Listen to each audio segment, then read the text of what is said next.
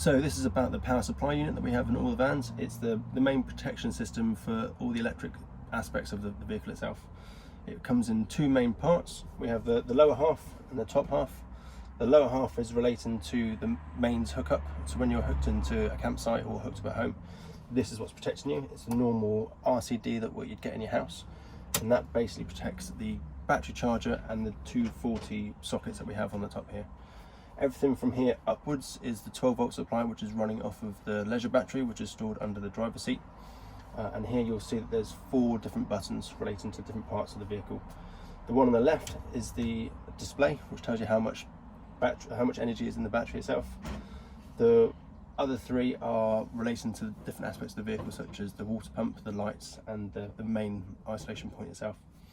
If ever there to be a problem, it would be literally one of the fuses inside that point, which may have had a problem, but otherwise that's what's protecting you on the whole vehicle itself.